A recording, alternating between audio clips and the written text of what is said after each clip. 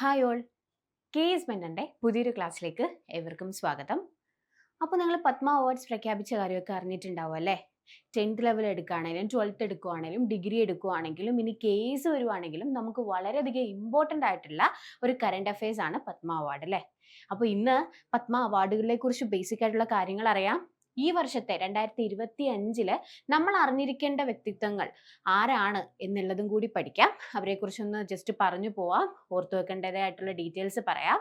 അപ്പോൾ ഇന്നത്തെ ക്ലാസ്സിലേക്ക് എല്ലാവർക്കും സ്വാഗതം. പത്മ അവാർഡുകൾ പഠിക്കുന്നതിന് മുന്നേ നമ്മൾ അറിഞ്ഞിരിക്കേണ്ട ഇമ്പോർട്ടൻ്റ് ആയിട്ടുള്ള അവാർഡാണ് ഭാരത് രത്ന എന്ന് പറയുന്നത്. നമ്മൾ കൂട്ടിയാണ് പറയാറ് ഭാരത് രത്നയും പത്മ അവാർഡുകളെന്നും. എന്താണ് ഭാരത് രത്ന? ഇന്ത്യയുടെ ഹയസ്റ്റ് ആയിട്ടുള്ള അല്ലെങ്കിൽ മോസ്റ്റ് പ്രസ്റ്റീജിയസ് ആയിട്ടുള്ള സിവിലിയൻ അവാർഡാണ് എന്ത് ഭാരത് രത്ന എന്ന് പറയുന്നത്. എന്ന് വെച്ചാൽ ഭാരത് രത്ന കഴിഞ്ഞിട്ടേ പത്മ അവാർഡുകൾ വരാറുള്ളൂ. അപ്പൊ ആദ്യമായിട്ട് അല്ലെങ്കിൽ ഹയസ്റ്റ് റാങ്കിൽ നിൽക്കുന്ന ഇന്ത്യയുടെ സിവിലിയൻ അവാർഡ് ഏതെന്ന് ചോദിച്ചാൽ അത് ഭാരത് രത്നയാണ്. അപ്പോ കേരളത്തിനും, ഞാൻ കേരളത്തിന്റെ കാര്യങ്ങളൊക്കെ നമ്മൾ അല്ലെങ്കിൽ പത്രങ്ങളിൽ വായിക്കുന്നുണ്ടാവും, November 1 കേരള അവാർഡുകൾ പ്രഖ്യാപിക്കാറുണ്ട് എന്നൊക്കെ അറിഞ്ഞിട്ടുണ്ടാവും അല്ലേ? അത് കേരളത്തിന്റെ സിവിലിയൻ അവാർഡുകളാണ്. ഇത് എന്താണ്, ഇന്ത്യയുടെ മോസ്റ്റ് പ്രസ്റ്റീജിയസ് ആയിട്ടുള്ള ഹയസ്റ്റ് ഓണർ ആണ് എന്ത് ഭാരത് രത്ന എന്ന് പറയുന്നത്. ഇനി എന്താ നമ്മൾ അറിഞ്ഞിരിക്കേണ്ടത്? ഇതുവരെ 53ഓളം ആൾക്കാർക്ക് ഭാരത് രത്ന കിട്ടിയിട്ടുണ്ട്. എന്താണ് ആ ഒരു പ്രൊസീജിയർ? പ്രൈം മിനിസ്റ്റർ എന്ത് ചെയ്യും? നോമിനീസിനെ റെക്കമെൻഡ് ചെയ്യുകയും അതിൽ നിന്ന് മാക്സിമം ഓഫ് 3 പേരെ എല്ലാ വർഷവും തിരഞ്ഞെടുക്കും. ഈ വർഷം ഇതുവരെ വന്നിട്ടില്ല. അതുകൊണ്ടാണ് നമ്മൾ ഇന്ന് ആദ്യം തന്നെ പത്മ അവാർഡുകൾ പഠിച്ചു പോകാമെന്ന് പറയുന്നത്. ഭാരത് രത്ന വരുമ്പോൾ എന്തായാലും നിങ്ങൾക്ക് ആ ഒരു ഇൻഫോർമേഷൻ നമ്മുടെ ടെലിഗ്രാം ചാനൽ വഴിയോ അല്ലെങ്കിൽ യൂട്യൂബിന്റെ കമ്മ്യൂണിറ്റി വഴിയോ അറിയിക്കും കേട്ടോ. അപ്പോൾ ആദ്യ സ്ഥാനത്ത് ഭാരത് രത്നയാണെങ്കിൽ 2, 3, 4 സ്ഥാനത്താണ് എന്ത് നമ്മുടെ പത്മ അവാർഡുകൾ. പത്മവിഭൂഷൺ ആണ് 2ാം സ്ഥാനം, പത്മഭൂഷൺ ആണ് 3ാം സ്ഥാനം, പത്മശ്രീ ആണ് 4ാം സ്ഥാനം. ഇതിൽ ഏറ്റവും കൂടുതൽ അവാർഡുകൾ കൊടുക്കുന്നത് പത്മശ്രീയിലാണ് കേട്ടോ. കൂടുതൽ ആൾക്കാർ പത്മശ്രീയിലായിരിക്കും ഉണ്ടാവുക. അപ്പോൾ 2025 സാധാരണ റിപ്പബ്ലിക് ഡേയുടെ ആ ഒരു സമയത്താണ് പ്രഖ്യാപിക്കുക. ഇപ്രാവശ്യം 139 പേർക്കാണ് ടോട്ടൽ പത്മ അവാർഡ് കിട്ടിയിട്ടുള്ളത്. 139 പേർക്കാണ് പത്മ അവാർഡ് കിട്ടിയിട്ടുള്ളത്. അപ്പൊ നമുക്ക് ആ ഒരു ഇതും കൂടി നോക്കണ്ടേ? 7 പേർക്കാണ് പത്മവിഭൂഷൺ കിട്ടിയിട്ടുള്ളത്. പത്മഭൂഷൺ കിട്ടിയിട്ടുള്ളത് 19 പേർക്കും 113 പേർക്കാണ് പത്മശ്രീ കിട്ടിയിട്ടുള്ളത്. ഞാൻ പറഞ്ഞില്ലേ, പത്മശ്രീയിലാണ് കൂടുതൽ ആൾക്കാർ വരിക. അപ്പൊ നോക്കി എന്താണ് എഴുതിയിരിക്കുന്നത്? 7 പേർക്കാണ് പത്മവിഭൂഷൺ, 19 പേർക്കാണ് പത്മഭൂഷൺ, 113 പേർക്കാണ് പത്മശ്രീ വരുന്നത്. ഇതിൽ 23ഓളം പേര് വുമൻ കാറ്റഗറിയിലാണ്. 10 പേര് ഫോറിനേഴ്സ്. ഇപ്പൊ ഞാൻ പറഞ്ഞു വരുന്ന ഒരു ഡീറ്റെയിലിംഗ് പറയുന്ന സമയത്ത് നിങ്ങൾക്ക് മനസ്സിലാവും. അല്ലെങ്കിൽ NRIക്കൊക്കെ കൊടുത്തിട്ടുണ്ട്. 13 പേർക്കാണ് പോസ്റ്റ്മസ് അവാർഡ് കൊടുത്തിട്ടുള്ളത്. നമുക്കറിയാം, നമ്മുടെ സ്വന്തം MT വാസുദേവൻ നായർക്ക് പത്മവിഭൂഷൺ കിട്ടിയിട്ടുണ്ട്. അത് മരണാനന്തര ബഹുമതി എന്നുള്ള രീതിയിലാണ് കൊടുത്തിട്ടുള്ളത്. അത് നമ്മൾ അറിഞ്ഞിരിക്കേണ്ടതാണ്. അങ്ങനെ കൊടുക്കുന്ന പതിവുണ്ട് എന്നുള്ളതും കൂടി ഓർത്തു വെക്കുക. അപ്പോൾ അങ്ങനെ ഒരു സ്റ്റേറ്റ്മെന്റ് ക്വസ്റ്റ്യൻ ഡിഗ്രി പ്രിലിംസിലോ മെയിൻസിലോ വരികയാണ്, പോസ്റ്റ്മസ് എന്നുള്ള രീതിയിൽ കൊടുക്കാറില്ല എന്ന് പറഞ്ഞാൽ അത് തെറ്റാണ്. പോസ്റ്റ്മസ്ലി ഇപ്രാവശ്യം 13 പേർക്ക് കിട്ടിയിട്ടുണ്ട് എന്നുള്ളത് പഠിച്ചു വെക്കുക. ഇനി നമുക്ക് പത്മവിഭൂഷൺ കിട്ടിയ 7 പേരെ ഒന്ന് നോക്കാം. ശ്രീ ധുവർ നാഗേശ്വര റെഡ്ഡിക്ക് കിട്ടുന്നുണ്ട് മെഡിസിൻ തെലങ്കാനയിൽ നിന്ന്. ശ്രീ ജഗദീഷ് സിംഗ് ഖേക്കറിന് കിട്ടുന്നുണ്ട് പബ്ലിക് അഫയേഴ്സ് ചണ്ഡീഗഡിൽ നിന്ന്. പിന്നെ കുമുദിനി രജനീകാന്ത് ലാഖ്യ ആർട്ടാണ് ഗുജറാത്ത്. ലക്ഷ്മി നാരായണ സുബ്രഹ്മണ്യന് കിട്ടുന്നുണ്ട് ആർട്ടിൽ നിന്ന് കർണാടക. പിന്നെ പോസ്റ്റ്മസ് ആയിട്ട് 3 പേർക്കാണ് പത്മവിഭൂഷൺ കിട്ടുന്നത്. സെക്കൻഡ് ഹയസ്റ്റ് ഓണർ ആയിട്ടുള്ള പത്മവിഭൂഷൺ കിട്ടുന്നത് MT വാസുദേവൻ നായർക്കും ഒസാമ സുസുക്കിക്കും ശാർത്ത സിൻഹയ്ക്കുമാണ്. ആദ്യത്തേത് ഡോക്ടർ D നാഗേശ്വര റെഡ്ഡിയാണ്. ഇദ്ദേഹം ഞാൻ പറഞ്ഞതുപോലെ തന്നെ മെഡിസിൻ ആണ് ഇദ്ദേഹത്തിന്റെ ഫീൽഡ് എന്നുള്ളത് ഓർത്തു വെക്കുക. വളരെയധികം ഫേമസ് ആയിട്ടുള്ള ഒരു ഗാസ്ട്രോ എൻട്രോളജിസ്റ്റ് ആണ് ഇദ്ദേഹം. ഇദ്ദേഹത്തിന്റെയാണ് ആദ്യമേ നമ്മൾ ടേബിളിൽ കണ്ടത്. അടുത്തത് എന്ന് പറയുന്നത് ജസ്റ്റിസ് ശ്രീ ജഗദീഷ് സിംഗ് ഖേക്കർ എന്നുള്ളതാണ്. ഇദ്ദേഹത്തിനെ കുറിച്ച് നമ്മൾ എന്താ അറിയേണ്ടത്? ഇദ്ദേഹം നമ്മളുടെ 44ാമത്തെ ചീഫ് ജസ്റ്റിസ് ഓഫ് ഇന്ത്യ ആയിരുന്നു എന്നുള്ളതാണ് നമ്മൾ അറിഞ്ഞിരിക്കേണ്ടത്. 44ാമത്തെ CJI ആയിരുന്നു എന്നുള്ളതും 2017 ജനുവരി 4 തീയതി മുതൽ 27 ഓഗസ്റ്റ് 2017 വരെ ആയിരുന്നു അദ്ദേഹത്തിന്റെ ആ ഒരു ടെന്നർ എന്നുള്ള കാര്യം ഓർത്തു വെക്കുക. ഇദ്ദേഹം CJI ആയിരുന്നു. പബ്ലിക് അഫയേഴ്സിനാണ്, അങ്ങനെ ഒരു കാറ്റഗറിയിലാണ് ഇദ്ദേഹത്തിന് കിട്ടുന്നത്. അടുത്തത് കുമുദിനി ലാക്കിയ, ആർട്ടിസ്റ്റ് ആണ്, കഥക് ഡാൻസർ ആണ്. അത്രയും ഓർത്തു വെക്കുക. കുമുദിനി ലാക്കിയ ആർട്ടിനാണ് കിട്ടുന്നത്. എന്താണ്? ഇന്ത്യൻ കഥക് ഡാൻസർ ആണ് എന്നുള്ള ഒരു ബേസിക് സംഭവം ഓർത്തു വെച്ചേക്കുക. അടുത്തത് ശ്രീ ലക്ഷ്മി നാരായണ സുബ്രഹ്മണ്യൻ, പടം കാണുന്നത് പോലെ തന്നെ കമ്പോസർ ആണ്, വയലിനിസ്റ്റ് ആണ്, ആർട്ടിസ്റ്റ് ആണ്. അപ്പൊ ആർട്ട് എന്നുള്ള ആ ഒരു മേഖലയിലാണ് ഇദ്ദേഹത്തിനും കിട്ടുന്നത്. അടുത്തത് ഒസാമ സുസുക്കി. ഞാൻ പറഞ്ഞിരുന്നില്ല എന്ത്? ഫോറിനേഴ്സിനും കിട്ടും അല്ലെ, NRIസിനും കൊടുത്തിരുന്നു എന്നുള്ളത്. ആരാണ് ഒസാമ സുസുക്കി? സുസുക്കി എന്ന് കേൾക്കുമ്പോൾ തന്നെ നിങ്ങൾക്ക് മനസ്സിലാവും, chairman of Suzuki motor corporation ആയിരുന്ന വ്യക്തിയായിരുന്നു നമ്മൾ ഈ കാണുന്ന ഒസാമ സുസുക്കി. പോസ്റ്റുമസ്ലി അദ്ദേഹത്തിനെയും ആദരിച്ചിരുന്നു, പത്മവിഭൂഷൺ കൊടുത്ത്. ഇതാണ് ശാരദാ സിൻഹ. ഇവർക്കും പോസ്റ്റുമസ്ലി ആണ്. ഞാൻ പറഞ്ഞില്ലേ 3 പേർക്ക് ഉണ്ടെന്നുള്ളത്. ഇദ്ദേഹം ഒരു ആർട്ടിസ്റ്റ് ആയിരുന്നു, ക്ലാസിക്കൽ സിംഗർ ആയിരുന്ന വ്യക്തിയായിരുന്നു എന്നുള്ളത് പഠിച്ചു വെക്കുക.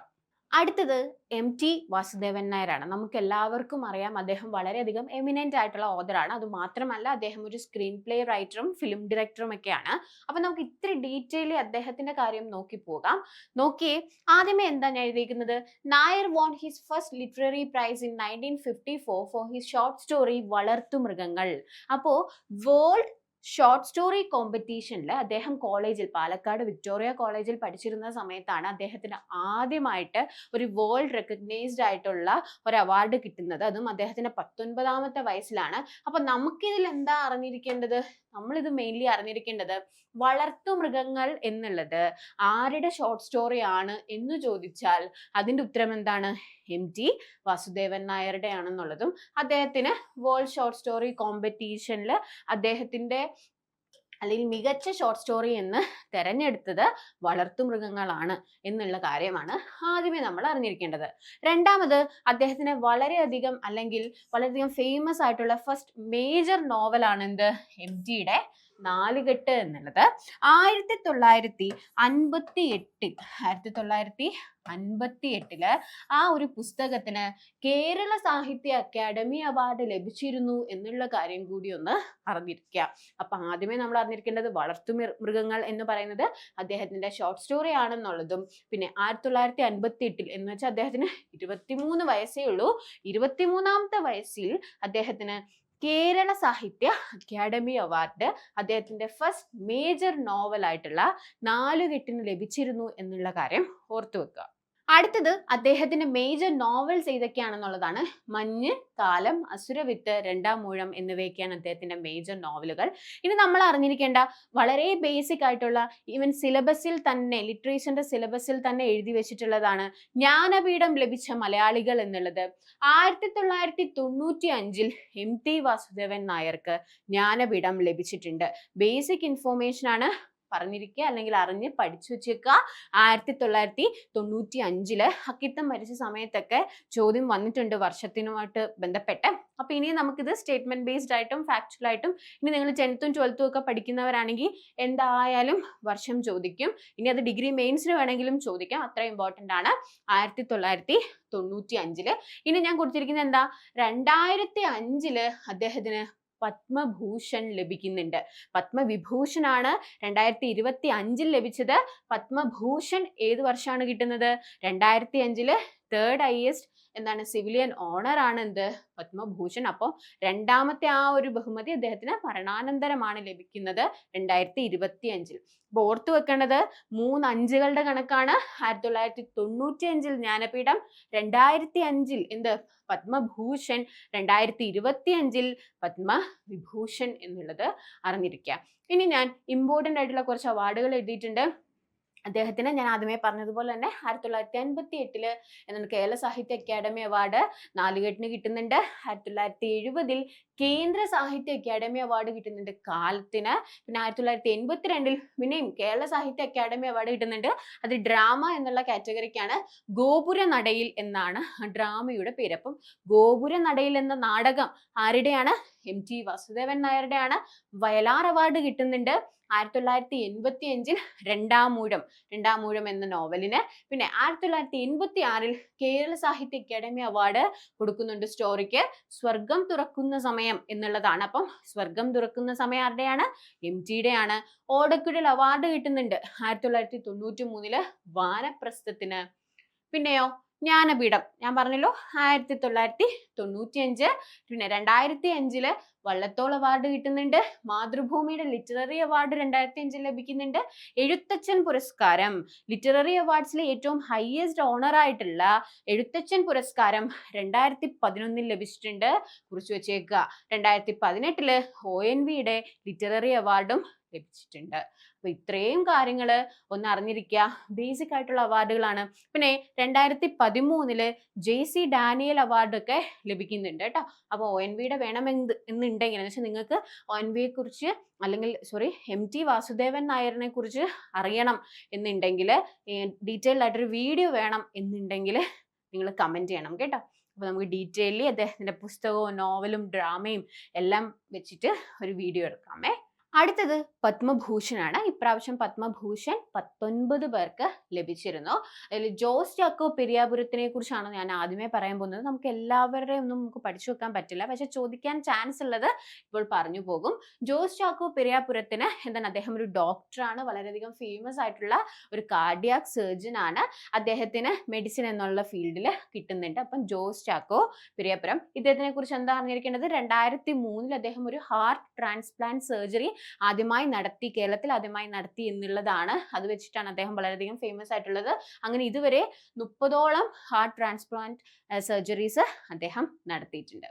അടുത്തത് നമ്മുടെ സ്വന്തം PR ശ്രീജേഷ് ആണ്. നിങ്ങൾ ഒളിമ്പിക്സ് പഠിച്ചിട്ടുണ്ടാവും, പാരീസ് ഒളിമ്പിക്സും ഹോക്കിയും എല്ലാം നിങ്ങൾ അറിഞ്ഞിട്ടുണ്ടാവും. അപ്പൊ അദ്ദേഹത്തിനും കിട്ടുന്നുണ്ട് പത്മശ്രീ. അദ്ദേഹത്തിന് 2017 ലഭിച്ചിരുന്നു എന്നുള്ളൊരു ബേസിക് ആയിട്ടുള്ള ഒരു കാര്യം അറിഞ്ഞിരിക്കണം. പിന്നെ അദ്ദേഹം ഇതിനു മുന്നേ ടോക്കിയോയിലും ഇപ്രാവശ്യം പാരീസിലും ആ ഒരു ടീമിന്, നമ്മുടെ ഹോക്കി ടീമിന് ഒരു ബ്രോൺസ് മെഡൽ നേടിക്കൊടുക്കാൻ വളരെയധികം എഫേർട്ട് ഇട്ടിരുന്നു, അല്ലെങ്കിൽ അദ്ദേഹം മുന്നിൽ നിന്നിരുന്നു എന്നുള്ള കാര്യം നമുക്ക് നന്നായി അറിയാം. ഇദ്ദേഹത്തിന് പത്മഭൂഷൺ ലഭിച്ചിട്ടുണ്ട് എന്നുള്ള കാര്യം ഓർത്തു വെക്കുക. പിന്നെ അറിഞ്ഞിരിക്കേണ്ടത് ആരാണ്? നമ്മുടെ സ്വന്തം ശോഭന. ഞാൻ ഒന്നും പറയേണ്ടതായിട്ടുള്ള ഒരു ആവശ്യമില്ല. അദ്ദേഹത്തിന് അല്ലെങ്കിൽ ശോഭനയ്ക്ക് പത്മശ്രീ 2006 ലഭിച്ചിരുന്നു. എന്ന് വെച്ചാൽ വർഷങ്ങൾക്ക് മുന്നേ തന്നെ പത്മശ്രീ ലഭിച്ചിരുന്ന വ്യക്തിത്വമാണ് ശോഭന എന്നുള്ളത്. അപ്പോൾ ഒരു കാര്യം പറയാനുള്ളത്, ഈ നോമിനേഷൻ ഇപ്പോൾ പത്മ അവാർഡുകൾ ലഭിക്കാൻ വേണ്ടി നോമിനേഷൻസ് ഓരോ സ്റ്റേറ്റിൽ നിന്നും പോകും. അവാർഡ് കമ്മിറ്റി ആയിരിക്കും അത് എടുക്കുക എന്നുള്ളത്. ഇപ്പം ശോഭനയുടെ പേര് കേരളത്തിൽ നിന്നല്ല പോയത്, തമിഴ്നാട്ടിൽ നിന്നാണ് ആ ഒരു നോമിനേഷൻ പോയിട്ടുള്ളത് കേട്ടോ. അപ്പൊ ശോഭനയുടെ കാര്യം ഓർത്തു വെക്കുക. ഇനി ഞാൻ പത്മശ്രീയിലേക്ക് കിടക്കുകയാണ്. ഞാൻ പറഞ്ഞു ഏറ്റവും കൂടുതൽ ആൾക്കാർക്ക് കിട്ടുന്ന ബഹുമതി എന്ന് പറയുന്നത് എന്താണത്? പത്മശ്രീയാണ്. 4th ആയിട്ടുള്ള ഓണർ ആണ് എന്നുള്ളതും കൂടി ഒന്ന് ഓർത്തു വെച്ചേക്കുക. ആദ്യമേ പറയാനുള്ളത് IM വിജയനെ കുറിച്ചാണ്. അദ്ദേഹത്തിന്റെ ഒരു ഇതാണ് ഞാൻ എഴുതിയേക്കുന്നത്. അദ്ദേഹം കേരള പോലീസ് ഫുട്ബോൾ ടീമിൽ 17ാമത്തെ വയസ്സിൽ ജോയിൻ ചെയ്യുന്നുണ്ട്. പിന്നെ അദ്ദേഹം കരിയർ ബിൽഡ് ചെയ്യുന്നുണ്ട്. 2003 അർജുന അവാർഡ് ലഭിച്ചിരുന്ന വ്യക്തിത്വമാണ്. 2003 ഇപ്പൊ ശോഭന പത്മശ്രീയുടെ കാര്യം 2006 എന്ന് പറഞ്ഞതുപോലെ ഇവിടെ പത്മശ്രീ ഇദ്ദേഹത്തിന് ഈ വർഷം കിട്ടുന്നുണ്ട്. എന്നാൽ അർജുന അവാർഡ് അദ്ദേഹത്തിന് 2003 അർജുന അവാർഡ് സ്പോർട്സ് പേഴ്സണാലിറ്റീസിന് കൊടുക്കുന്നതാണ്. ആ ഒരു ഇത് കിട്ടുന്നത് 2003. പിന്നെ നമ്മൾ അറിഞ്ഞിരിക്കേണ്ടത് ഓമനക്കുട്ടി അമ്മയാണ്. വളരെയധികം എമിനന്റ് ആയിട്ടുള്ള ഒരു മ്യൂസീഷ്യൻ ആണ്, ക്ലാസിക്കൽ മ്യൂസിക് സിംഗർ ആണ്. ഞാൻ പറയാം, നമുക്ക് എല്ലാവർക്കും അറിയാമായിരിക്കും അല്ലെ, ഹരിശങ്കറിനെ ജീവന, പിന്നെ ജീവാംശമായി, പവിഴ മഴയെ അതൊക്കെ പാടിയിട്ടുള്ള, അപ്പൊ അദ്ദേഹത്തിന്റെ ഗ്രാൻഡ് മദർ ആണ് ഓമനക്കുട്ടി അമ്മ. അപ്പൊ അത് നിങ്ങൾ മറക്കുണ്ടാവില്ല. അപ്പൊ അതാണ് ഒരു കാര്യം.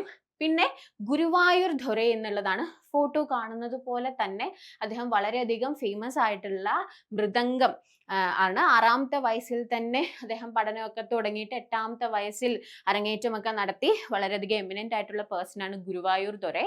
കേരളത്തിൽ നിന്നല്ല ഇദ്ദേഹത്തിനും നോമിനേഷൻ പോയിട്ടുള്ളത് കേട്ടോ. അപ്പൊ നോമിനേഷൻ കേരളത്തിൽ നിന്ന് പോയിട്ടില്ലെങ്കിൽ പോലും എന്താണ് കേരളവുമായി ബന്ധപ്പെട്ടിട്ടുള്ള ആൾക്കാരാണ് ശോഭനയും ഗുരുവായൂർ ദൊരൈയും. അതുകൊണ്ടാണ് ഞാൻ ഇവരുടെ രണ്ടുപേരുടെയും പേര് ഇത് ഇട്ട് വെച്ചിരിക്കുന്നത്. നമുക്ക് എന്തായാലും ഒത്തിരി ആർട്ടിസ്റ്റുകളുടെ ഒന്നും പഠിക്കാൻ പറ്റിയില്ല. എന്നാൽ ബേസിക് ആയിട്ടുള്ള കാര്യം പത്മ അവാർഡുകളെ കുറിച്ച് അറിഞ്ഞിരിക്കണം എന്നുണ്ടെങ്കിൽ ഈ വീഡിയോ നിങ്ങൾക്ക് വളരെയധികം ഹെൽപ്ഫുൾ ആയിരിക്കും. അപ്പോൾ നിങ്ങളെല്ലാവരും വളരെ ബേസിക് ആയിട്ടുള്ള അല്ലെങ്കിൽ കറണ്ട് അഫയേഴ്സിൽ വന്നിട്ടുള്ള പത്മ അവാർഡിനെ കുറിച്ച് ഉള്ള ഫാക്റ്റ് ആണെങ്കിലും കറണ്ട് അഫയേഴ്സ് റിലേറ്റഡ് ആയിട്ടുള്ള എല്ലാ കാര്യങ്ങളും പഠിച്ചു കഴിഞ്ഞു. അപ്പോൾ നിങ്ങൾ ഡിഗ്രി പ്രിലിംസ് എക്സാമുകൾക്ക് പ്രിപ്പയർ ചെയ്യുന്നുണ്ടെങ്കിൽ KS മെന്റലിൽ ഇപ്പോൾ എന്താണ് സെക്രട്ടേറിയറ്റിന്റെ ഒക്കെ ആണെങ്കിലും SIയുടെ ഒക്കെ ആണെങ്കിലും ബാച്ചസ് റണ്ണിങ് ആണ്. അപ്പോൾ നിങ്ങൾക്ക് ജോയിൻ ചെയ്യാൻ താല്പര്യമുണ്ട്, നമ്മുടെ കൂടെ പഠിക്കണം എന്നുണ്ടെങ്കിൽ കോൺടാക്ട് ചെയ്യണം ഓഫീസിൽ. ഈ വീഡിയോ നിങ്ങൾക്ക് എല്ലാവർക്കും ഉപകാരപ്രദമായി എന്നാണ് എൻ്റെ ഒരു വിശ്വാസം. അപ്പോൾ നിങ്ങൾക്ക് എന്തെങ്കിലും കമൻറ്റുകൾ ഉണ്ട്, അല്ലെങ്കിൽ ഞാൻ പറഞ്ഞ പോലെ MTA കുറിച്ച് ഡീറ്റെയിൽ ആയിട്ടൊരു വീഡിയോ വേണം എന്നൊക്കെ ഉണ്ടെങ്കിൽ കമൻറ്റ് ബോക്സിൽ അറിയിക്കുക. നമ്മൾ എന്തായാലും വീഡിയോ പ്രൊവൈഡ് ചെയ്യും. അപ്പോൾ നമുക്കിനി അടുത്ത ക്ലാസ്സിൽ കാണാം. Till then we meet. By.